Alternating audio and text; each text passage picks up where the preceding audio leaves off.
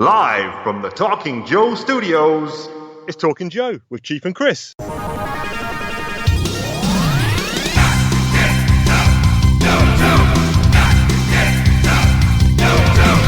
Hey, hey, it's me, the G. Yo. Yo, come on, and the rest. That's a good one. I'm Diagnostic AD, or Christopher McLeod, from the Full Force Podcast and Talking Joe. The big 5-0 on the Talking Joe. Celebrate. That's right, people. Yeah, that's right, people. We managed to hit the half century somehow.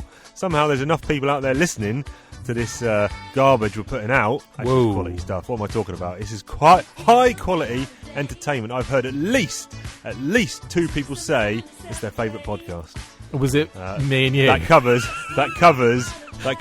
the specifics of a 50% portion of a podcast covering old G.I. Joe comics from the 80s. At least 2 people have said we are the favourites in that category. Correct. Yeah. How you been? Yeah, not too bad. Not too bad at all. I am preparing heavily for the upcoming weekend. I'm actually doing Assembly Required, which is known on Facebook as Codename Iowa. So if you want to check out them on Facebook, you'll see amazing things. They just put on the best Joe show. Like, it's so amazing. I can't even describe how fun and well done this whole show is. Like I said, it's in Des Moines, Iowa. It's only a 1-day show. However, the night before they have a meal, kind of get together, like a big, everyone gets together. They put on this fabulous meal, and you can just, really just hang out with people that evening. And then, obviously, the next day is the show. So you do the show. When it gets to the end of the day, everyone stays the night at the hotel just around the corner. It's like literally you cross the street and you're at the event. So it's like such a good. You've got like loads of hotels, loads of stuff to do around in Des Moines as well. And that evening, we all go out for Zombie Burger, which is the most amazing burger joint like ever. And it's even got like Ron Wagner's has got Ron Wagner's art going all the way through it. He's got this huge, I think I might have mentioned this before on the show, but this huge frieze of like a zombies breaking through wooden doors, panels and stuff like that, but it's like painted zombies and then actual wooden panels put like fixed over the front of the actual image. So it's really cool because he's from that area. He goes to the show as well, so I'll try and get a chat with him for Talking Joe lined up as well if you fancy that. Yeah, nice. That would probably work considering we've looked at a lot of his art this year. And yeah, it's just a great show. And then following that, we all go out to a place called Up Down, which is a kind of arcade bar. So tons of arcade machines, all like top quality. You go to the bar, you get coins, and then you basically just go nuts. It's just brilliant, so much fun. And then the following day, you have brunch with everybody. So it's intimate, but at the same time, you get like so much out of this show. It's just brilliant. So in any case, shout out to Brian Sauer, Steve Kelting, Travis Weber, David Muenkrath, all the guys that are involved in it. Apologies for those I've missed out. I don't think I have, but like Joe Declassified are going to be there. Full Force, obviously me, going to be The Finest are going to be there. Basically, Raging Spoon, who's just done his Kickstarter for Complex. So that's another thing, guys. If you like amazing diorama sets for like industrial type, like alien space kind of looking stuff, or just like warehouse looking, builds, he does this amazing thing called Complex. And it's like, modular pieces like floors, walls. And then the second series he's coming out with, which is for this Kickstarter, there's like all sorts of different things he's applied to that. So it's really cool, like stairs and extra walkways and things like missile launchers and computer deck stations and all sorts of crazy stuff. It's very, very cool. And it works for like 4-inch figures all the way up to like 6-inch figures. So yeah, check that out. Other than that, I've booked flights for the UK, so I'll be flying out December 11th to January the 15th. So it's a big chunk of time. I'll be out there. Yeah. Massive window for my massive face to look out of. And other than that, just working hard and taking names. How about yourself, young man? So a lot of things been going down in Castle Chief. The first of which is absolute. It ain't silent. absolute calamity. Like, Oh, no. I'm talking world-shattering, Armageddon. What have you done? I'm talking. This is literally panic stations, red button, DEFCON 4.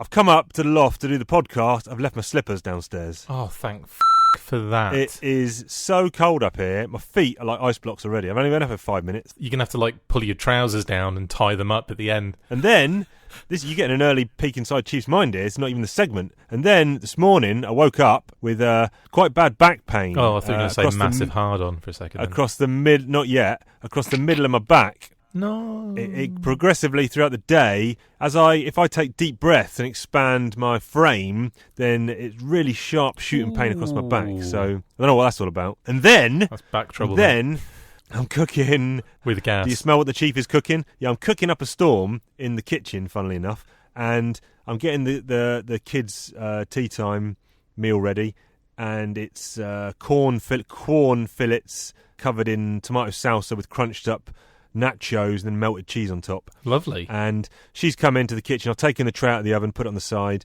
and I said, do you want to pick out the cheesiest, most crunchiest one? She said, yes. She's come running over. I've left the tray hanging over the edge of the side, and she's grabbed it and then just burnt it.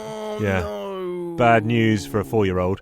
And so I quickly went to the tap, obviously, put it under freezing cold water for like 5 minutes. Fortunately, what did you do with her hand? yeah. I was like, man, I got to save this dinner because that was tasty. And we went to her. I couldn't find any bandages, so I went to her room to her dressing up box. Luckily, she's got a doctor's kit, and I found some bandages in her play doctor's kit. So we bandaged That's up her hand. amazing. And it didn't blister, and I think it had cooled slightly, and I think. I don't think it was that hot. Just making a big deal out of nothing, really. Yeah. It was the shock. So she's actually gone to bed. She wanted it bandaged going to bed. So there's that. Other than that, I found £140 today. Oh, which nice. is always good. Nice. Was it in your bank account, or was this on the street? Or no, I stole it out of some guy's back pocket. Good. No, good. I was having a tidy up in some of the cupboards at the house, and I found an old spectacles case. Opened it up. 157 £20 notes. I'd have expected testicles, wallet, and a watch in there. Yeah. Then I also booked my tickets for Thought Bubble, which is the UK's best comic convention. Yeah. Happening. This will be my 9th time in a row. Used to be in Leeds, which is in the north of the UK. Harrogate it's now moved to Harrogate, which is slightly northerly and a little bit westerly, I think. Yes. All I know is it's put an extra hour on my journey time, so Bummer. That's not ideal. However, it takes train fare. It took us 7.5 hours to get to Ohio. So I'm not even in the UK. Anything longer than a 90-minute drive is considered a long way. Crazy, isn't it? Anyway, so as it turns out, the train ticket up was £38.50. My hotel, because I booked it so late, was £94. So that just leaves me about £8 spare from the 140 I found. And then the Seddon boys are going to give me a lift home in the car, so I'll probably need to give them more than £8. All said and done. There you go, all said and done. And the last thing I've been doing is not doing retro gaming because I've been sucked into The Last of Us, which is literally taking over all my free time, apart from when I get to read G.I. Joe comic books for this segment, this podcast, And I just played a bit today, and the storytelling is so good. It got really dark, and I'm going to do spoilers, but you should have played the game anyway if you're listening out there. If not, it is spoilers, so you might want to skip ahead if you haven't played it. But Joel and Ellie have found this other couple who have survived the ravages. It's a guy called Henry and his little kid brother, Sam. And during a zombie attack, Sam has got bitten. He's like a kid, and he hasn't let on to the rest of the party. And then Ellie goes up to see him in his room in like an abandoned building, and then he's all shaken. He started to turn zombie, and Joel, who is the hero protagonist of the piece, starts going for his gun, and then Henry, the kid who's turned his brother, is like pulls a gun on Joel. He's like, I'm not going to let you kill my brother. He's turning, blah, blah, blah, blah, blah. The kid starts attacking the girl, and then Henry, the brother, actually ends up shooting his own brother, and then points the gun at Joel, and then in a moment of craziness, points the gun to his head, blows his own brains out.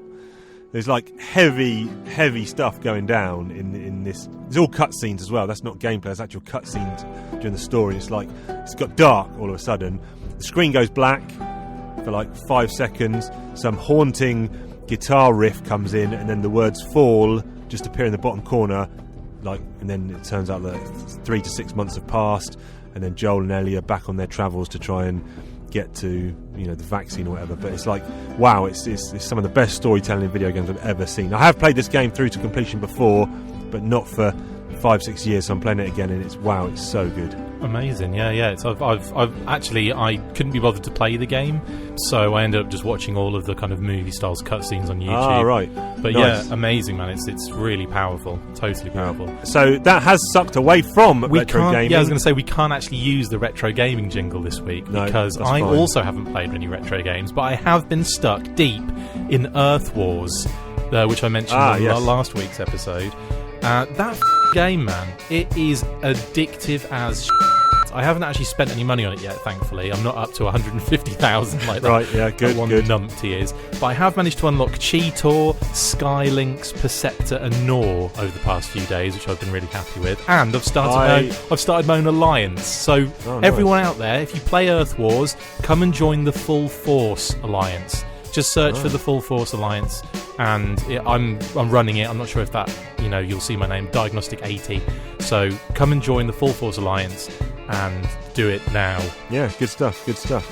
I'm really thirsty. I've got really cold feet, so I'm hoping somehow having a drink will make my feet warm. I don't think that's how science works, but I'm giving it a go because it's time for beverage for the show. Beverage for the show. Do-do-do-do-do-do. Beverage for the show. Do-do-do-do-do-do. Now I am gonna go do-do and drink my beverage for the show. You're going to hate me on more than usual because I've got a hot drink and it's it is like fall out here, so it is cold, but the sun is beaming through the windows, obviously, and the heating's on, so it's hotter than the sun in this house. Also, just a quick check, autumn is what it should be called. Fall Correct. is a stupid name. Oh, correct. The leaves are falling from the trees. No, autumn. I agree. Right. I do say it every single day. Is the word autumn not used in the States? No. Oh, okay. They just use the term fall because it's quicker and dumber. Next. Right, okay. I'm going first this week. I have a Ninkasi Blanc. This is I've butchered that. Beer de Bleu. This is the last beer from my Beer 52 order. The Last of Us. The last of the beers. Hopefully yes, it doesn't shoot itself in the head. No, The Last of Us remastered. This is a World Beer Award. It won a World Beer Award. Who hasn't, mate? France Gold. It's got a picture of what looks like a pole dancer on the front. Oh, perfect. Anyway, let's go. 4.8% volume, 33 centilitres. Let's open that up. Let's give it a go. Oh, blimey. That's a weird noise. Well, it's because... Sounds like you were firing lasers or something. It's because my microphone was too low, so to get the elevation on the bottle, I had to lower my head, and my mouth went at a funny angle, so you kind of got that... Wow. Sounds like you're making I'm going to raise the microphone. Sounds like you're making out with a robot. I'm going to raise the microphone. I'm going to straighten my back, which is immediately giving me some back pain, but it's for the greater good. Talking Joe, excuse me, comes first. There's nothing for me to read out about this bottle because it's all in French. I don't read French. That's quite nice. It's kind of a light. It's kind of a light. Let me see if I can get some tones or some. Who's Tone? Yeah, Tone Loc. Wild thing. Yeah, I quite like Tone Loc. Was he a one-hit wonder or was he a one-album wonder? One album wonder, one movie wonder, because he was in Ace Ventura: Pet Detective. Ah, okay. And I had that CD and I used to play it religiously as a kid. But, with other people in robes in a church? Yeah. In fact, I'm going to play. You'll probably put a bit of Tone Loc on the background here. But I'm actually going to go and seek out some Tone Loc after we record this. After we finish recording. Anyway, I am giving this a 7 out of 10. That is very enjoyable. Now you go for it. It's a warm beverage. So it has not made my feet warmer. By the way, bummer. So I was struggling again because I completely forgot to go out and get something. And then I remembered that my mother-in-law, Valley, shout out to Valley Kirkwood, mentioned a while back that she had some sweet and spicy tea in the I'm going to say pantry, but you had such a problem with that before. in larder. in our tall cupboard that houses other things that don't go in the fridge, basically. No, you can say pantry. That's fine. Okay, so it literally is like a friggin' like cupboard, like a tall one with a door. That's it. It's not like a walk-in giant thing that you see on like shows. No, this is like just a shelved broom cupboard, effectively. Yep. Anyway, enough of that. So this is the Good Earth Tea Company, sweet and spicy, caffeine-free, or caffeine, as I like to call it, because it sounds like a planet in Star Wars, flavoured herbal tea, 18 tea bags. I just wanted the one. Had to put all 18 in there, didn't I? And it also has instructions on how to prepare it, because in the States, let's talk about tea in the United States before I get into this. When I first came here, no in the US knew how to make a cup of tea, and I mean it. Now, were you, obviously maybe your habits have changed, you drink a lot of these herbal teas, were you a British tea drinker? Yes, standard Yorkshire tea. Yep. Yorkshire tea, PG tips, that kind of went to, I think we were in New Jersey. I was working in New Jersey at the time on a summer camp through Camp America back in the early 2000s. And my friend and I, Kirk from Kent, we ended up bunking together one summer. That doesn't mean having sex, but we did. And he managed to get hold of, it was like contraband on camp, managed to get hold of a box of PG tips. Either they were sent to him or he brought them over. But either way, he had baggies on him of tea. Right. And we ended up one night like making tea. But the problem in the United States is they don't have, or they do now, but they didn't back then, or they kind of don't normally in houses. They have like Keurig machines, which just warm water up. They don't even it doesn't boil it. And that's what you need with tea. You need it to be boiling. If it's not boiling water, off. Like, it just doesn't work. And so it says on the side of this box, 8 ounces boiling water plus tea bag plus steep for 3 to 4 minutes plus enjoy. Now, it says steep to 3 to 4 minutes. I'm tasting it now. Ready? Yeah, I was born ready. And I could smell it from where I was sitting. That is sweet as and I did not steep it for 3 to 4 minutes. That was in there for like 30 seconds. I squeezed the bag of it and threw it in the bin. If it had gone 3 minutes, and you are 2 sugared up. If that had gone 2 minutes, my eyes would have dissolved in my head. But it is gorgeous. It's very, very... It's like a spicy cinnamon is what it tastes like. Really nice. I did throw in a tiny dash of unsweetened vanilla almond milk. Just a little dash, just to take some of the edge off. And it is very delicious. So, but like I said, do not be steeping that for 3 to 4 minutes. Otherwise, everyone in the house will go blind because of the fumes. Anyway, next. Right, well, what are you giving it? What's your rating? That is a mid-8. Whoa, wowzers. High marks indeed. Will the high marks continue when we go inside Chief's mind? No. I do feel like we've already been there a little bit, so I'll make this brief. Because, inside Chief's back. Yeah, inside Chief's back, his frozen feet, his daughter's hand. burnt hands, yeah, all that jazz.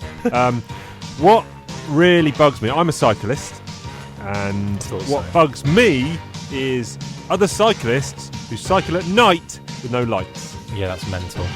And cyclists who cycle potentially during the day on the pavement. That also bugs me. Now, they are for pedestrians. Now, if I'm walking along and I see a cyclist, I don't care if you're a granddad at 60, you're 40, or you're a 7-year-old kid.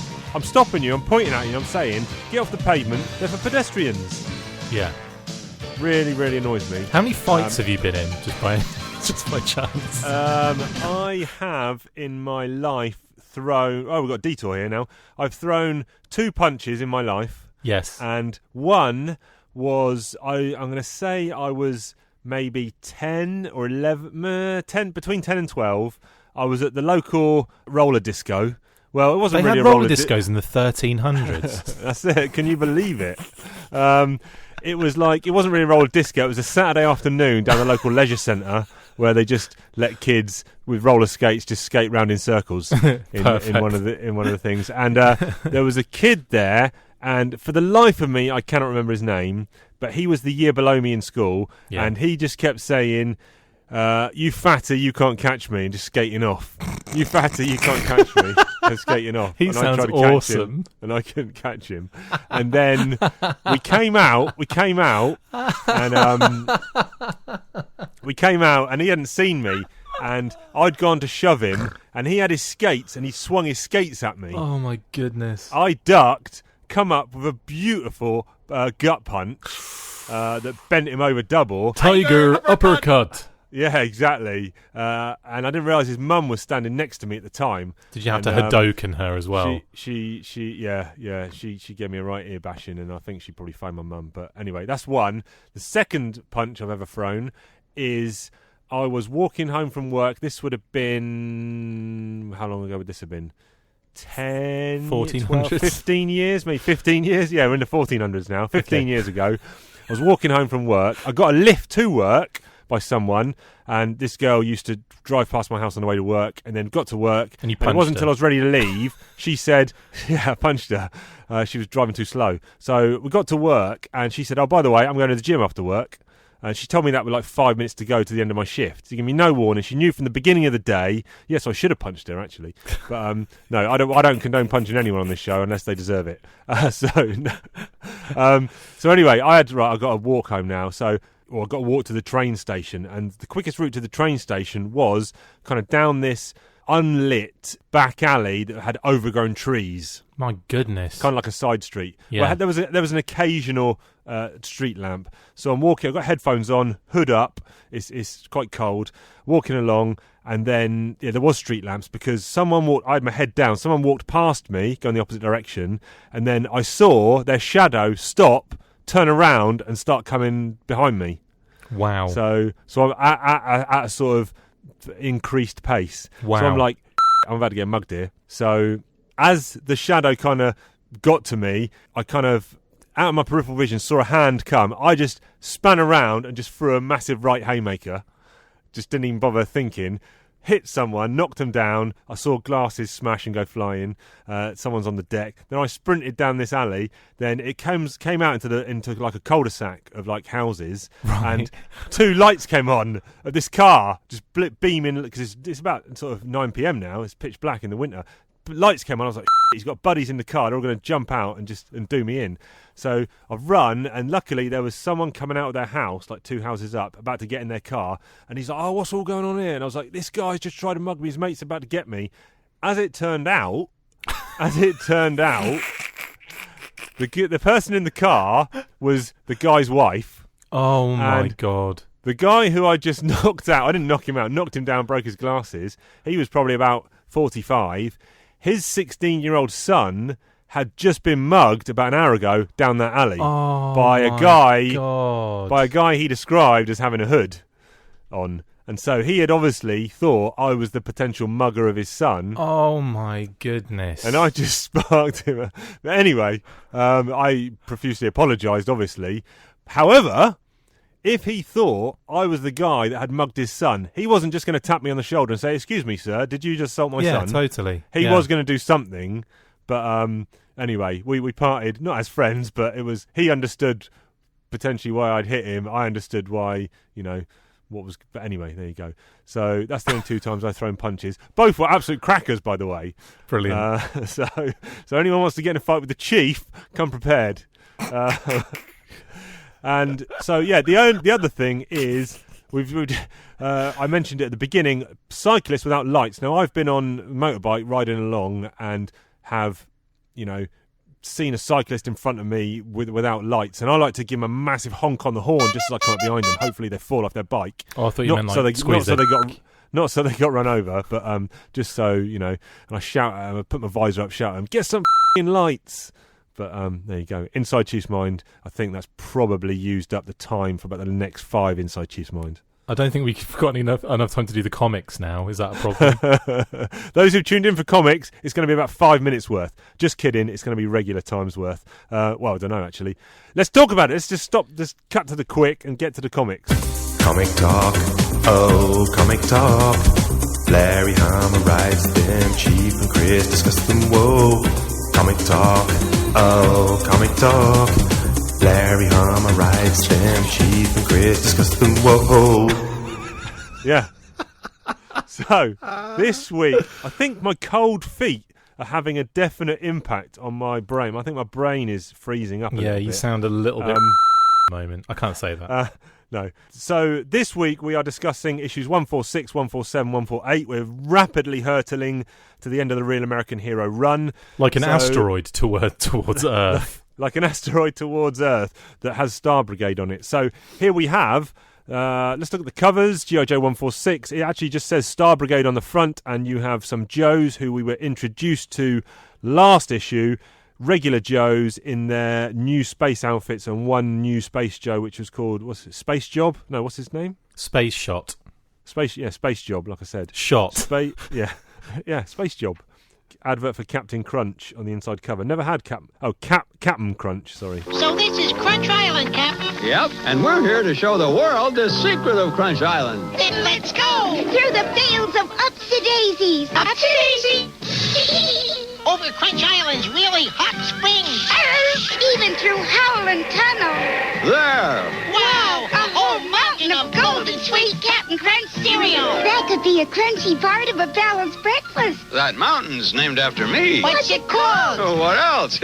Mount Crunchmore. You ever had Captain Crunch cereal? I have. I cannot work out if we had a UK equivalent of this cereal. I don't think so. It looks like What's-Its, or I guess for you people overseas, Cheetos in a bowl of milk. I guess it's not, but Captain anyway. Crunch. I think I had it way back when I was younger, but I don't think I haven't had it certainly in like the last 20 something years. No. Right, let's move on from the Captain. Yeah, cover. Do you like this cover? 146? Yeah, pretty dynamic, pretty cool. All firing and shooting all over the place, like, men possessed. Like me in about an hour's time. It's a shame that the Defiant is kind of covered by the logo, but at the same... I say Defiant, it's the Crusader. The Defiant is the full complex. But it's a shame that it's covered by the logo in a sense. But, it's really cool. They all look really Star Brigade-y. Yeah, 147 is pretty much more of the same. Except this time you can see who they're shooting at. Again, it says G.I. Joe featuring... this time it says G.I. Joe featuring Star Brigade, top right. Bottom left, it's mayhem on the moon as the Joes ride the Oblivion Express. There's no train in this, so I don't know what they're talking about. There is no train on this, no. Again, dynamic cover. Yeah, I actually prefer the first one. This one's cool, a little bit more cartoony. This one is very much for me... Because again, I don't know if you've heard it before, but I don't know if you've heard it before, but I wasn't really collecting the toys. You never mentioned it. Never mentioned it. I think you've never mentioned your trip to the States. It's coming up. Coming up. If you covered up, for me, if you covered up the top couple of inches, that's what she said, where it says G.I. Joe, Real American Hero, down to Star Brigade, cover that up and take off that little text panel about the Oblivion Express, I would have no idea what this comic was. And I would agree with you. There's nothing G.I. Joe about it. I'm not saying that's a bad thing at all. It's just yeah, there's no discerning, like the characters are so completely different at this stage that you can't. Yeah, and that's the thing with comics as well. It's the fact, especially with the Joe comics, is you have so many different artists doing different characters, kind of likenesses, that they all tend to like look completely different. I have my vision of Flint is like a mixture of the Sunbow cartoon mixed with his card art. Like that's how I see Flint. And then when you're reading the comics, you just see like 30 different versions of what Flint looks like. And when he's in his Eco Warriors costume, you'd only know it if you knew the Eco Warriors figure. You wouldn't like know who the it was. Right, let's go on to the next one. I quite like that cover anyway. 148. It's kind of more of the same again. This time the tagline is versus the Legion of the Unliving. Yeah, I know, and it's got Roadblock gripped tight, and this does happen in the actual issue as well. So that's a nice bonus. In our Scorponok's claw, yeah. Yeah, or one of the robotics' mouths. Yes, it does yes. look a bit robotics. Anyway, yeah. Two main plot strands going on here. One is, of course, the Joes up in space trying to avert this asteroid, which is coming to collide with the Earth. They team up with the October Guard, and we'll obviously discuss that. And the second land-based, this is set in, how do you pronounce it? No, it's he even tells you how to pronounce it. It's Volkukukland. Yeah. Volkukukland. Yep. Anyway, there, and this is the Joes with obviously General Liederkrantz and Wolfgang and Cobra Commander, Destro, Zartan. They've been brainwashed, blah, blah, blah, blah, blah, and what shakes out there. So we've got 3 issues. There's 2 storylines kind of wrap up at the end of it, so it's a nice little arc. I have to say a couple of things. I really like these 2 stories. I don't think there's much weakness in them, in a weird way. Like, I kind of enjoy the space fantasy aspect, and it's done in a way that is like almost half believable by Larry Hama. Like, I don't know how he's managed to kind of make it almost very realistic. There's no, obviously there's crazy stuff, but there's stuff that you kind of take, like, you just take at face value, like the spacesuits, for example, being like very, like super advanced, so that they've got maybe like anti-grav in them and all that kind of stuff. But like, there's so much about this that I just thought was really fun and very much G.I. Joe. As much, I know a lot of people, they kind of look down at some of the eras of Joe, like the Star Brigade and Eco Warriors and all that kind of jazz. But I embrace it, and I think the story in space is fun, and the actual like ground battle is really good and like intriguing, and it's not just like a side story that usually happens and you kind of ignore because something more important is going on.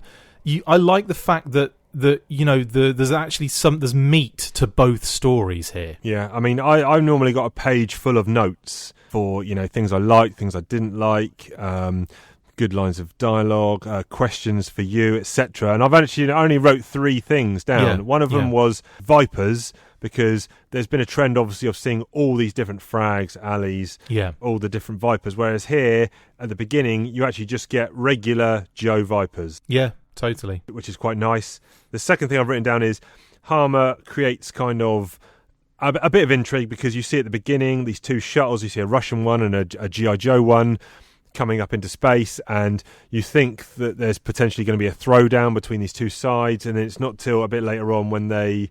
a few pages in, when they send out like coupling tubes, and you actually realise then that they're there for a team up. They're not actually there to fight each other. So it creates that little bit wicked. of intrigue early on.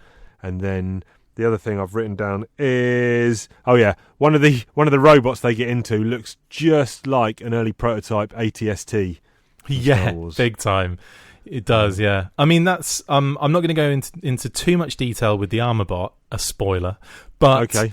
I do like. I must admit, like, I think the designs, especially in the issue, are really fun, and I also dig the fact that the October Guard are back in it, and we get to see, quite a few of them, like the Misha and Gorky and Dragonsky and Dana, and now Red Star, who they mention, and obviously let's not talk about it now, but they do mention, or one of them says, why is it that you look exactly like Colonel Brekov, who died? Yes. And he says... But they don't answer it, do they? No, but they will eventually. So, we'll... Okay, because I can't really remember. But yeah, that felt to me like an unfinished plot thread. So, okay, I will look for... This is the beauty of having a terrible long-term memory, is that I forget a lot of the details of these comics, so it's almost like I'm, rereading them again for the first time every time I read them. But... yeah, the space stuff, like you said, actually all of it's pretty good. Now, just refresh my memory, because even though I read these an hour ago, I'm still a little bit confused about what's actually going on. So the Joes have gone up into space with the Russians. There's an asteroid or a meteorite, whatever, is going to collide with Earth, but there's some weird drone robot things firing lasers at them. I didn't really understand what was happening. And there's some weird scientist dude. This Russian scientist has found a way, or has worked towards a way of weaponizing asteroids. So basically diverting them to certain locations to cause lots of damage. They did like computer simulations, and it worked out really well. So they approached him to do this, to kind of put money towards it, to do this kind of set this up as a weapon they could use. The Russians, that is. So when they realised that he's insane, this scientist, it's too late. He's already implemented his own agenda. He's implemented this. They're kind of like robots that can kind of create them, even more robots, and they end up, he basically sets them up on this asteroid, which is like heading towards Earth at like a alarming rate. It's going to wipe out civilization as we know it. So the Joes have to go up there with the Russians, who have obviously given them this information because they know all the inside information about what's going on with this guy, and they're going to go up there and they're going to divert it somehow, either blowing it up, changing the course of the asteroid using the manual controls that he would have set in place, and that's exactly what they attempt to do. Right, yeah, perfect, done. What are you yo-joing this? No, just kidding. So during, let's do the space stuff then. So we get the introductions, like you said, of Red Star, and Sci-Fi's a little bit put out because he is the designated laser sniper for this mission. I have to say, Sci-Fi doesn't have a Tash. I don't know why he has a Tash in this. They've given him some sort of completely different character design to his toy. So I think that maybe they're copying someone like Ozone, possibly, or someone like that who has facial hair. Sci-Fi's clean shaven, like every version of him. So it's really weird that they've put a Tash on him randomly. Okay. Anyway, he's pissed off because Dana pops up and she's like, "I'm the sniper," and he's like, "Wait a minute, I'm the sniper." There's room enough for two, I think. And these guys then work out later on that the drones are only attacking them because they're holding weapons, effectively. So if they put their weapons down and then pick up tools instead, the drones let them through. But yeah, and then they come across some like sort of computer screen where the old mad scientist crops up again. It's funny because they're like, "Here's a big red button," and then they're like, "Well, it obviously must be the self-destruct," and then they say, "Well, if it is, we've got to hope there's a timer. If not, we're going to blow up." And they said, "Well, that's a risk we have to take." Slam on the red button, and that's where his face appears, and he's kind of like, "Oh, if you're here, then it means that you haven't brought guns, so there's hope for humanity or something." So it's weird that his agenda is to, destroy civilization unless they approach this problem without using weapons. So it just seems a very odd thing. But even so, quick shout out because we've got Larry Harmer scripting. We've actually got new penciler on board, which is Phil Gossier. Finishes by Crusher Wallace, I think it's Chip Wallace possibly, Steve Alexandrov, Jim Amash and Don Hudson, colours by Bob Shireen, letters by Vicky Williams. But Gossier's on for a few issues now, and I think his art starts quite strong. I like and nice.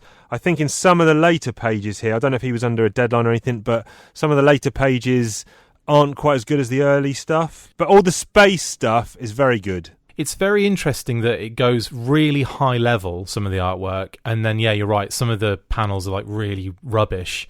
But by the same token, it seems to be overall good looking. So it's not one of those things where the art stands out in a horrible way, because for the most part, it's pretty solid throughout. Like, it's kind of weird that. I think in terms of the artwork, I'm really happy with it. In terms of the overall story in the space, I'm really happy with it. And then, they thankfully they get out in time, let's say, and divert everything. So, what's happening here will lead into Chief asked Chris a question. So can you guess what I'm going to ask? No, you can't, because I've given not enough clues.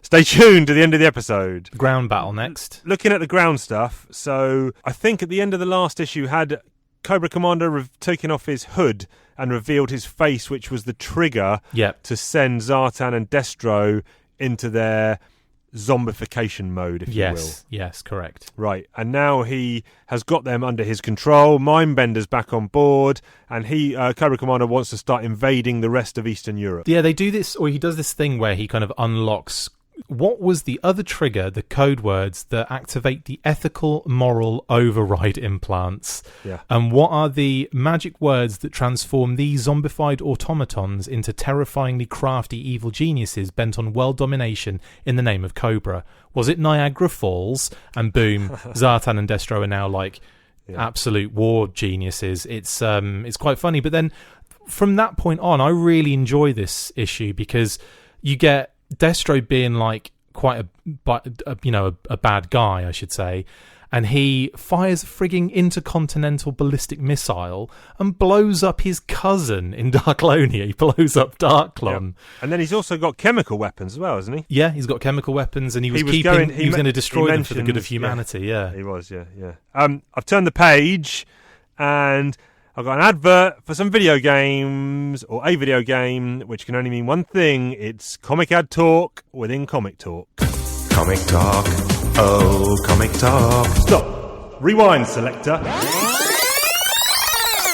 It's comic talk, but not as you know it. I'm asking Chris questions, let's hope we don't blow it. I found some ads in this comic I'm reading. Chris's brain is working overtime, I think you hear it bleeding. NFL and NBA trading cards. He's digging up answers like bodies in graveyards, cereal, candy and video games. His knowledge is good. Is it as good as he claims? Can he name the X-Men or even the Avengers? Landing answers like, right hook might need some dentures. If you don't like this segment, you best take a walk, because it's Comic Ad Talk within Comic Talk. So, what is the game?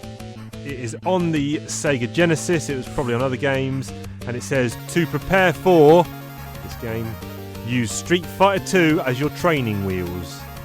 Basically a massive diss at Street Fighter. Nice. I can read some more text out if you want.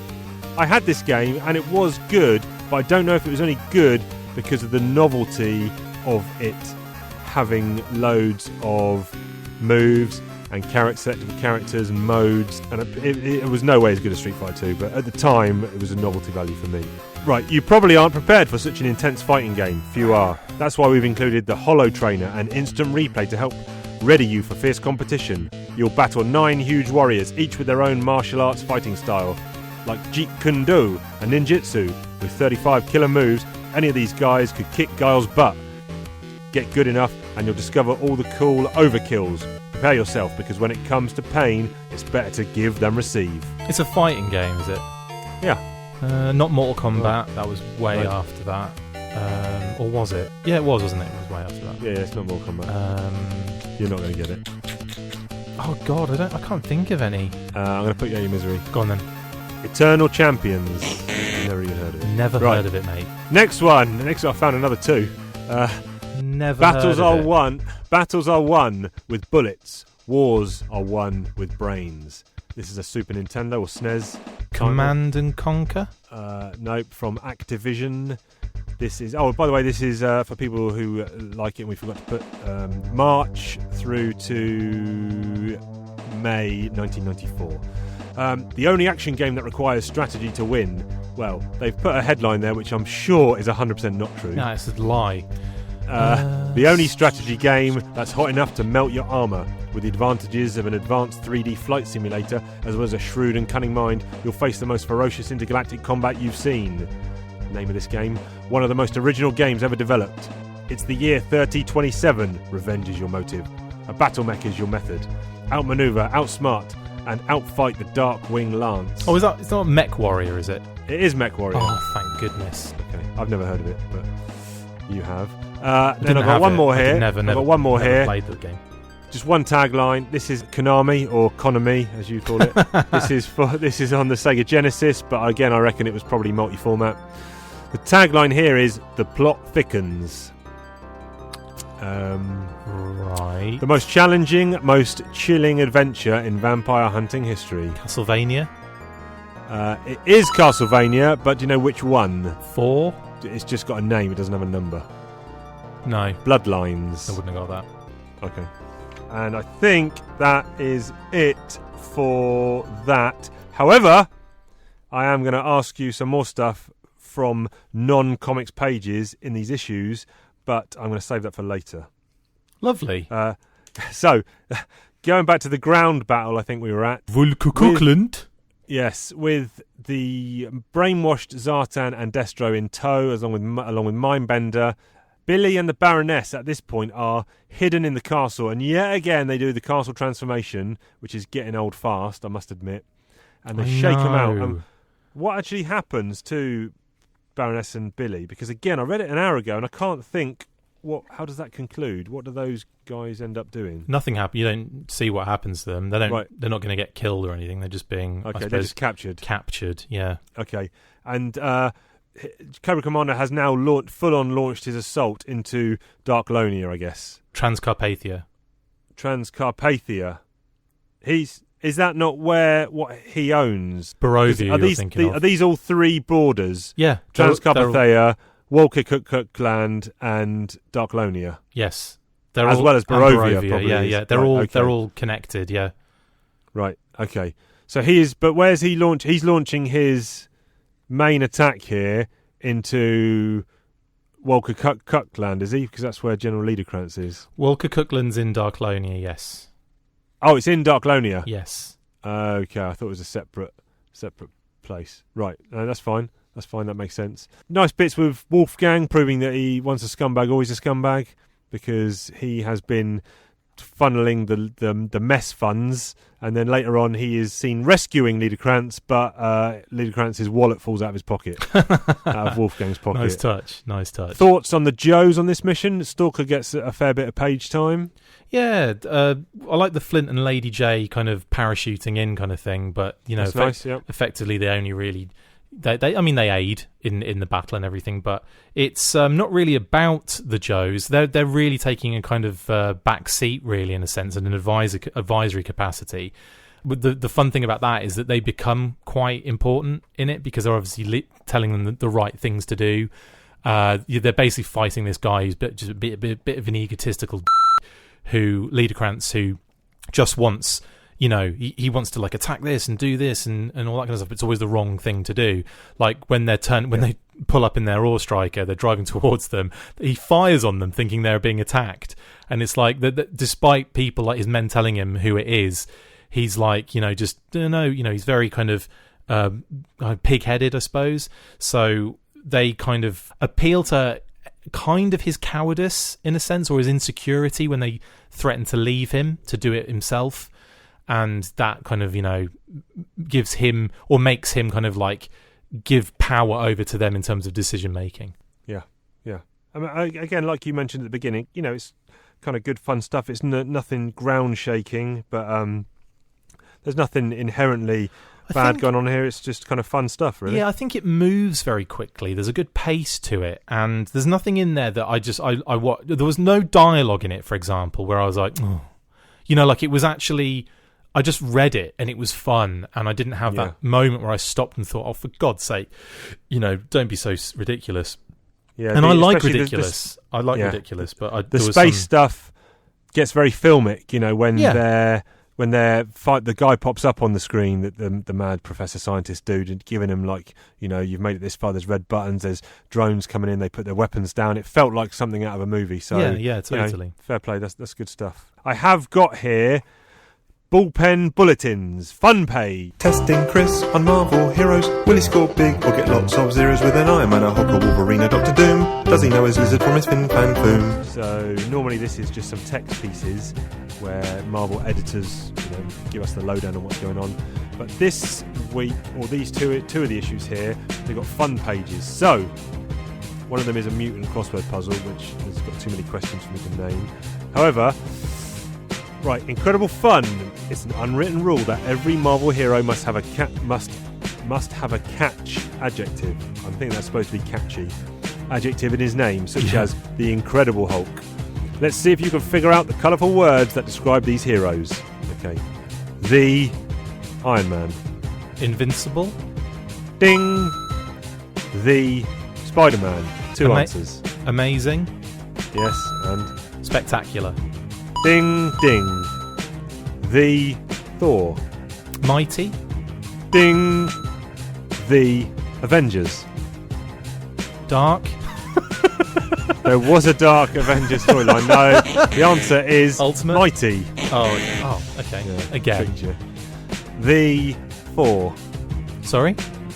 4. Again? No, 4. F-O-U-R. Fantastic. Sorry, I thought you were saying Thor. 4. Come on, I'm not that common, surely. The X-Men. The No, sorry, what am I talking about? The Uncanny. Ding.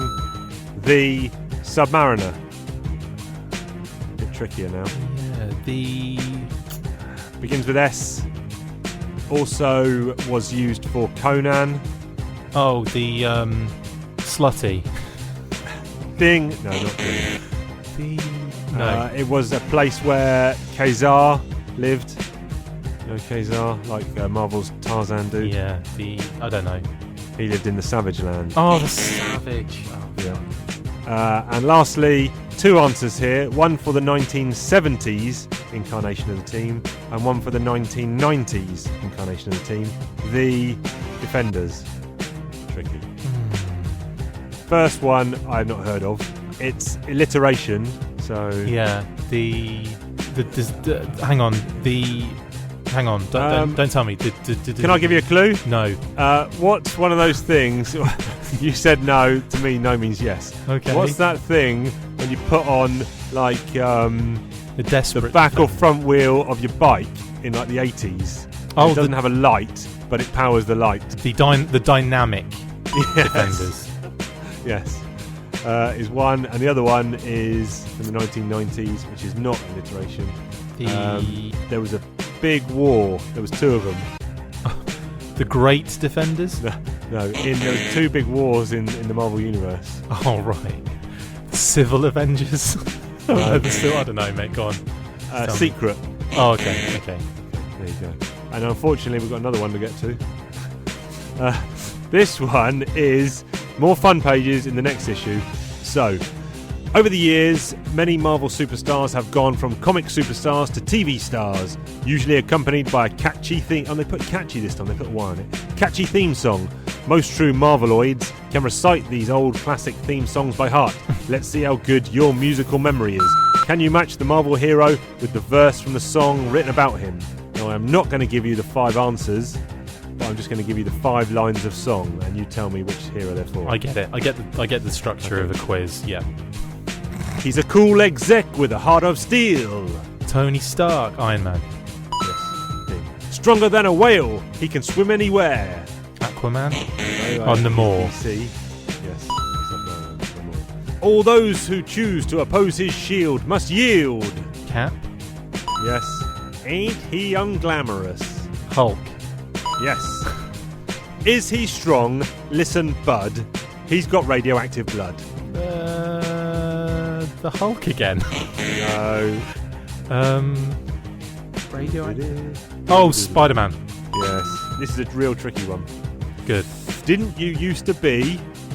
Every now and then a hero will switch identities, sort of like when John Cougar became John Mellencamp. Let's see if you can figure out the previous identities of the following characters. Oh, what? This is going to be hard. Really hard.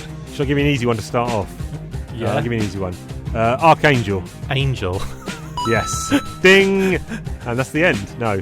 Right, now we get to tough ones. I think I knew 2 of these, or 3 of these. No, 3 of these I knew. 3 other ones I knew. Right, number 1, Tigra. Oh, goodness. No. Sorry. It's the, and who hates dogs? The Cat. Yes, ding. Number 2, Binary. No. Just had a movie. Ant-Man. No, female. Captain Marvel. No, not. Oh, yes. Ms. Marvel. Right, okay. Is that the same person? Don't know. No. Number 3, Battlestar. No. No, they're not. I've heard of the alternate identity. I've not heard of Battlestar. And this guy used to run around with Captain America. Bucky. Yes. Death Stalker. You've got a problem with cockroaches. Who are you going to call? Exterminator. Correct. Archangel to Angel. You've done. Nomad. No.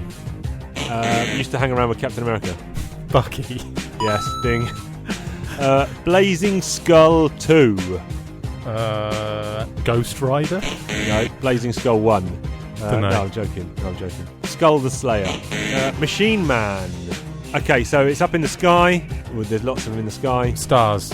Yeah, not plural. Star. Yes. And the second word is Anglo. Lord. No, Anglo. Saxon. Yes, Star Saxon. Ding. Never heard of him. Aquarian. No.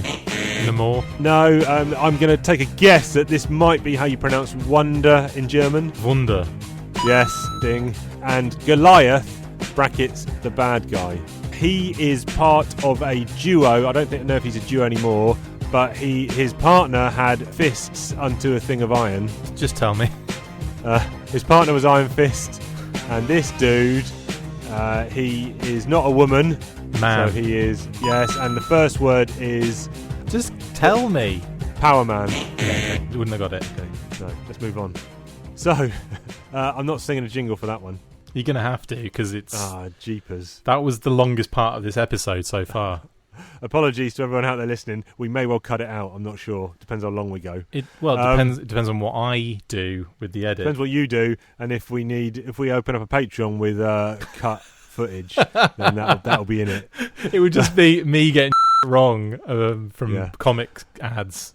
Yeah. Last page of the issue on Earth. Will you look at that? Duke and our boys did their job. I hope they made it off that thing before it exploded. Oh, that's like Return of the Jedi.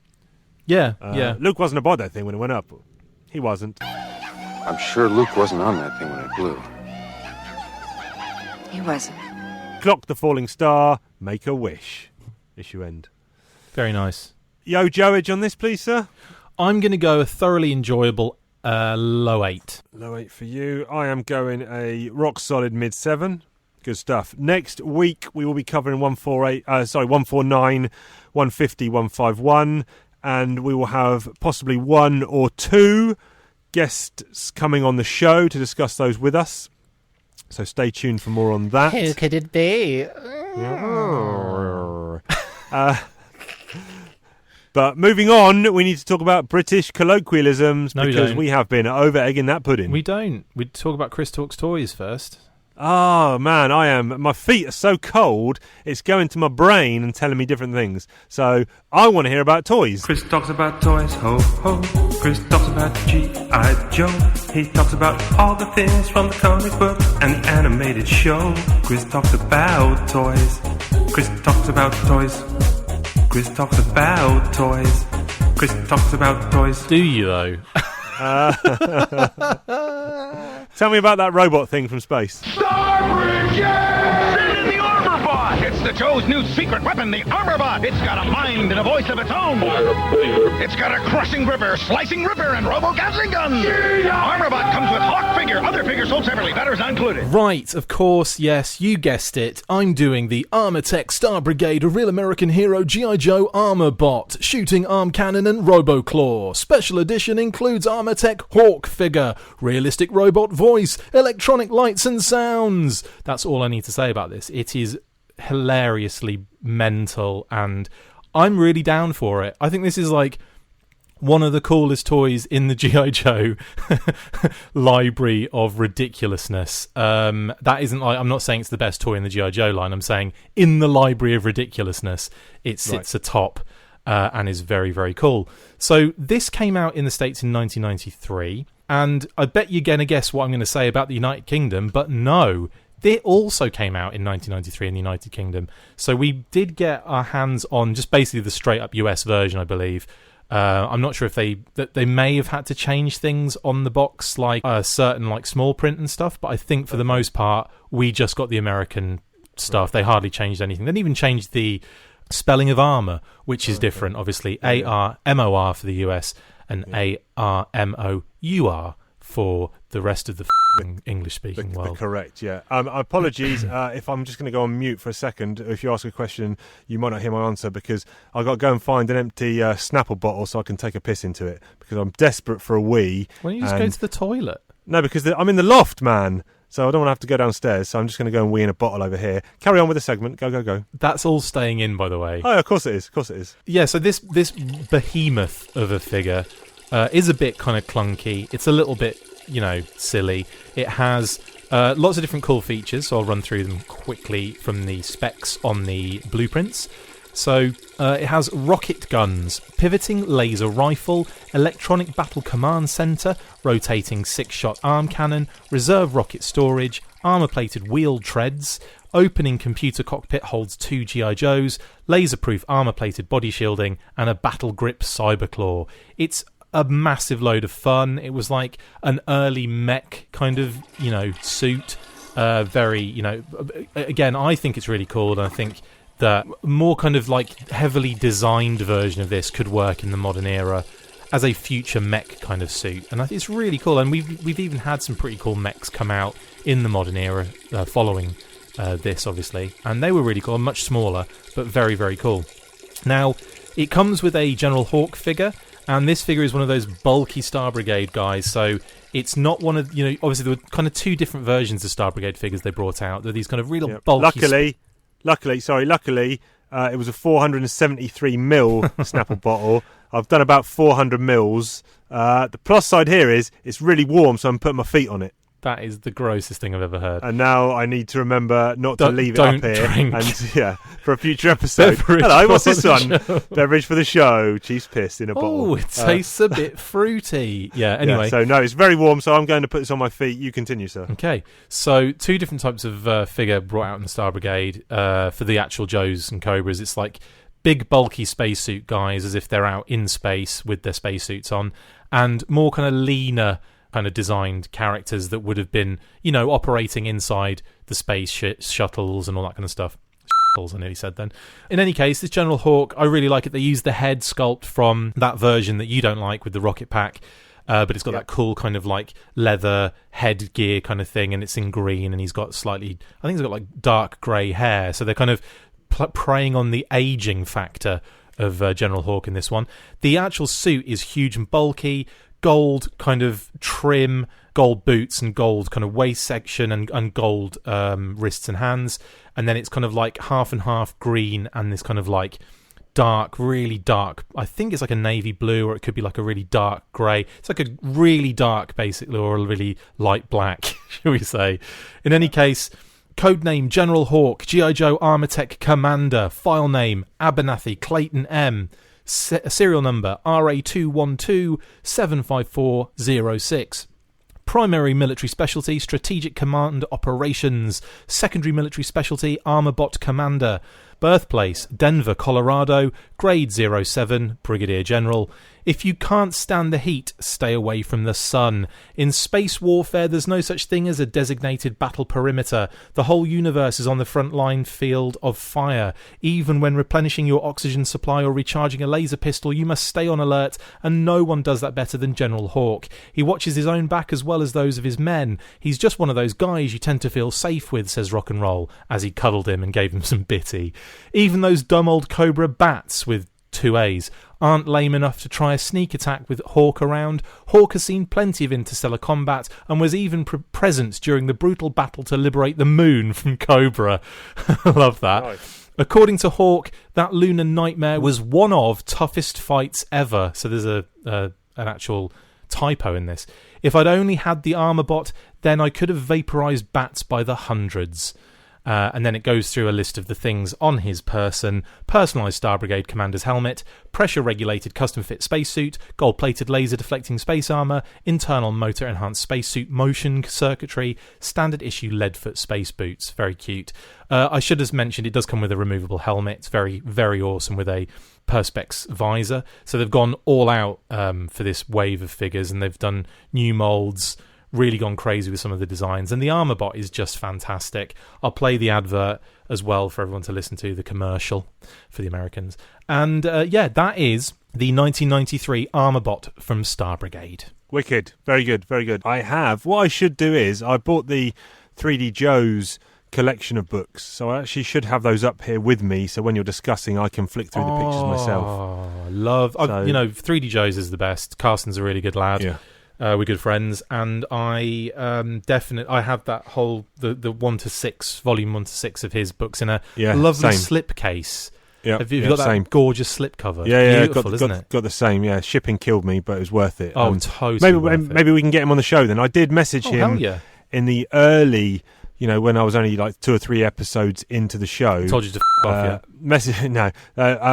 and we had kind of had the possibilities of him coming on, but dates hadn't lined up effectively, and it kind of just slipped by the wayside. But I'd like to get him on, and if you're a good contact and can coerce him on, then that'd be quality. So I'll text him a pic. Yes, do it, yeah. Or I'll send you a pic of my piss in a Snapple bottle. Maybe that'll entice him on. You do realise you're going to have to tweet that, by the way. Yeah, it's warm. It's still warm. It's amazing how long piss update. Piss stays warm. Yeah. Brilliant. There'll be more toys next week because toys never end, and there'll also be more British colloquialisms next week. So we might as well get on with the ones from this week when we over-egg the pudding for real this time. We got a pudding. We're gonna egg it. We got a pudding. We're gonna over-egg it. We got a pudding. We got no criticisms. That means it's time for some British colloquialisms. Who's going first? I will. So basically... Yes, do it.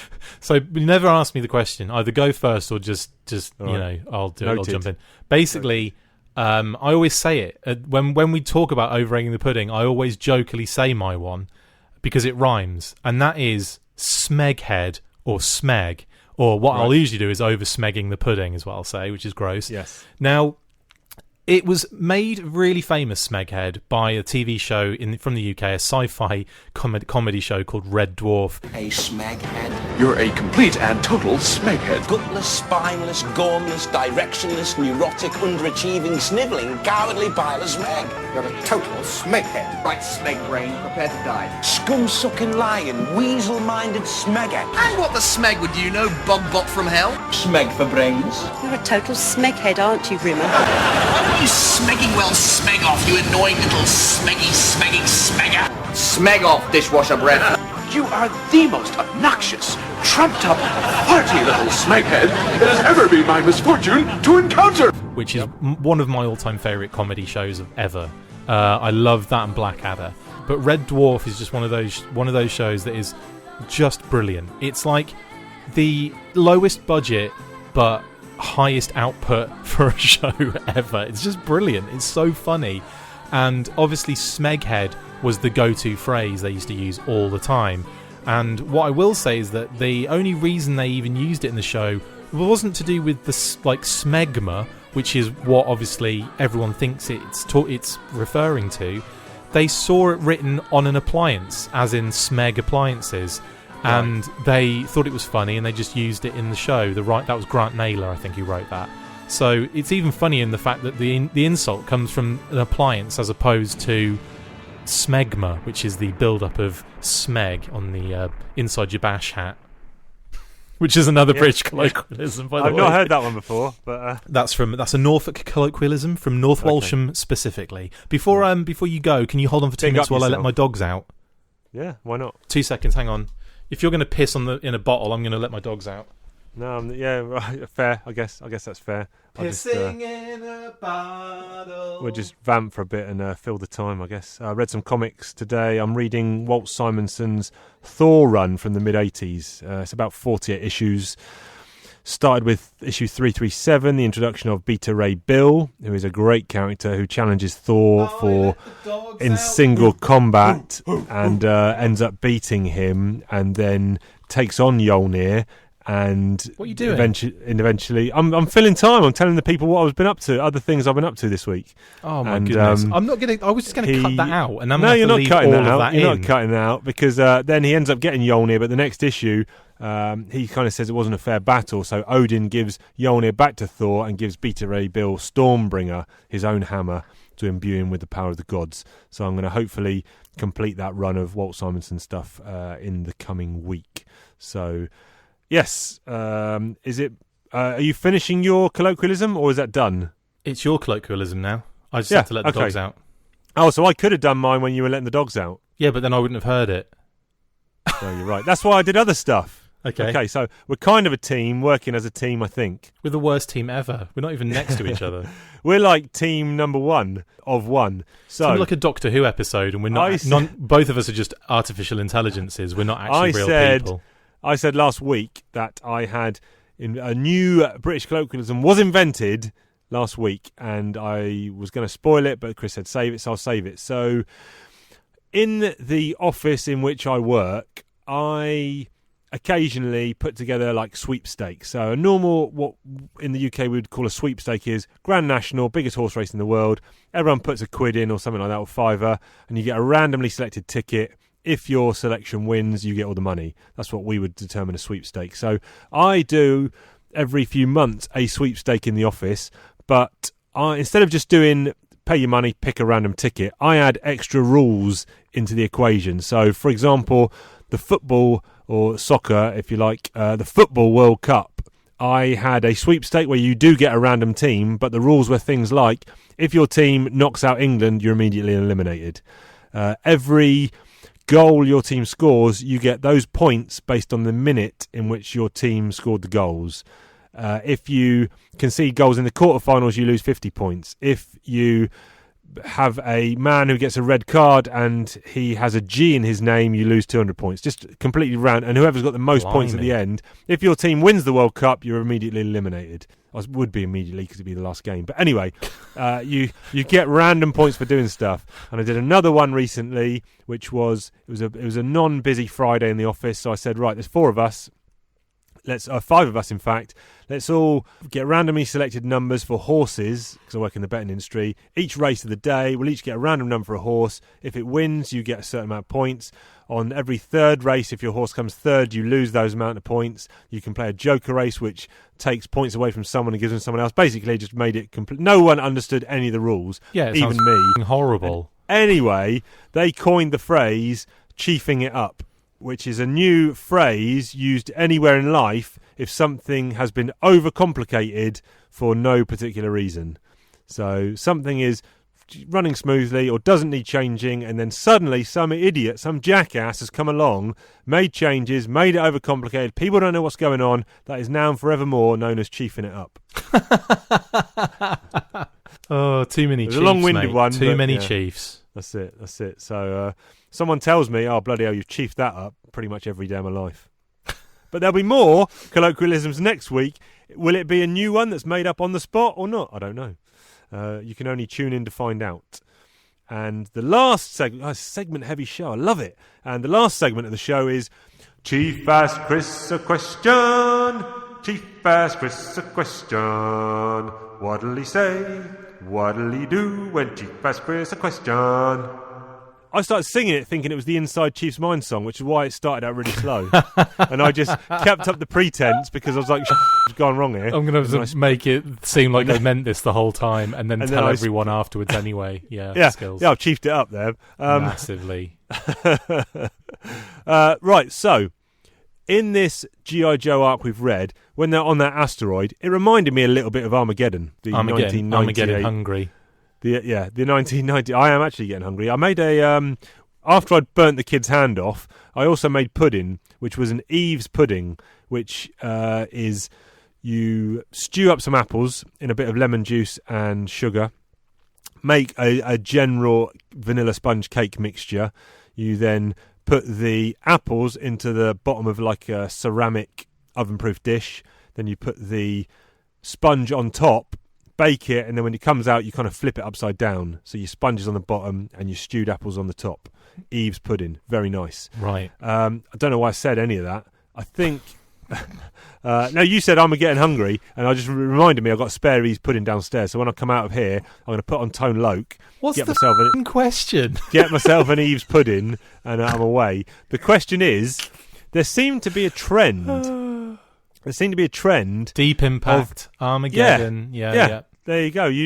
We're like soul brothers from another mother somehow, because my clues for the questions are great, and you can able to read my mind. So I've got a 1, 2, 3, 4, 5, 6, 7, 8 paired movies. Which one is the best of the pair? Oh, okay, that's cool. This is fun. Okay, good. And I will go by chronological order. Okay. Right, the first one, I've not seen either of these movies. 1992 is the year. Nice. So you have 1492 Conquest and Christopher Columbus, A New Discovery. I don't think I've seen either of those either. Okay, moving on. I think that's why I did 8. Deep Impact and Armageddon. Hard to say. I think Armageddon. Yep.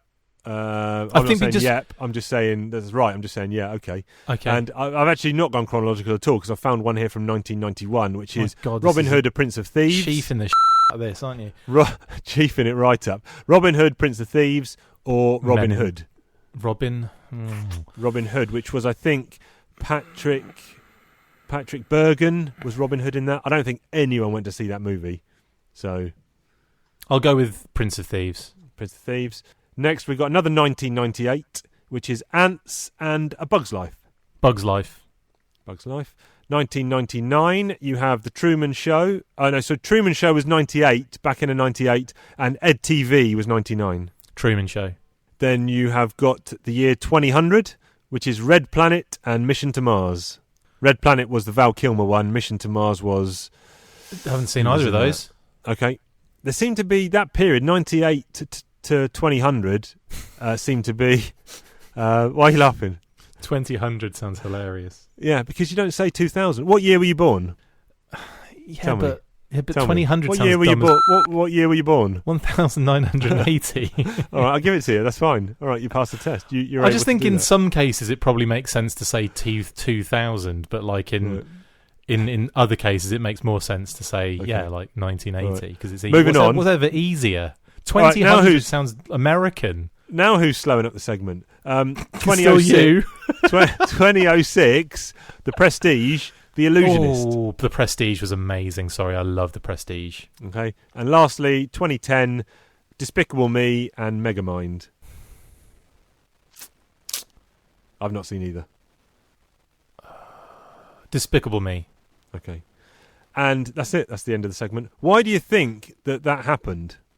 Not that segment, but why were there dual movies? Trends. One's doing Right. well, do another one, or... But they all came out in the same year. Oh, I see what you mean. Yeah, so Weird. they would have been developed at the same time. Yeah. Well, that's the thing, though. A lot of studios will get a heads up on what's being developed because they all talk to each other. Everyone talks to each other in that industry, so you'd know what was going on. They wouldn't be able to kind of keep it stum. Right. I guess so if when someone says massive asteroid's going to destroy the Earth, someone says let's get on this. Let's make our own one. Or it relates to a current event. So if something happens in current events, that usually sparks the idea to do something. So, or a book might come out that does really well, and then obviously they want a piece of it. And then in some cases, they're just, you only get one studio doing it because they beat them to the punch, like Jurassic Park, for example. Unless you want to like maybe say all of those shitty sci-fi movies that are like Sharknado and Megalodon and all that kind of crap. No. There'll be more questions for you next week. And this time I had that done in advance. I didn't have to think up a question during the show, as I normally do. We're pulling back the veil. Well, Chief is on Talking Joe this week. And I just do want to... pissing in it. And pissing in the bottle. It's still warm. My piss is, like, amazing. Gross. I just do want to say another shout-out to Sam Mayers, who gave us a really nice email the other week. And he has now come back, and I think what he's done here is he's done a no prize, which is in the old Marvel days where something had theoretically been misconstrued in the comic or not drawn or not explained correctly. You could write in with an explanation, because Marvel doesn't make mistakes, and you'd get a no prize. So here, I'm going to read it out.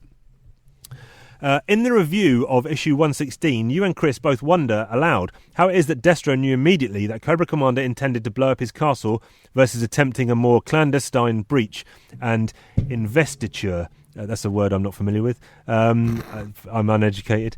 I'd submit that if the good Laird is a student of military history, then he would recognise immediately that planting mines beneath the fortifications was the most likely scenario.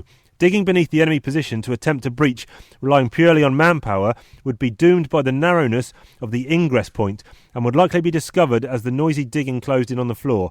Tactile explosives preserve the shock value, create a wider entrance for troops to pass through and eliminate resistance to the point of the assault, but would also presumably cause the resulting rubble to fill in the breach.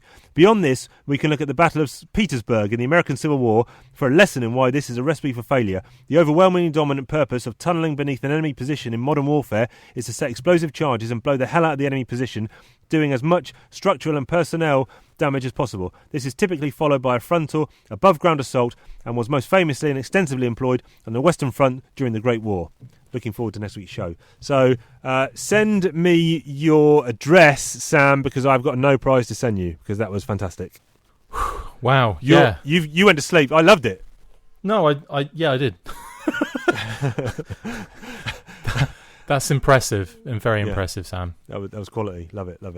So ping me your address on an email and I've got something to send you in the postage. Even though it's nothing.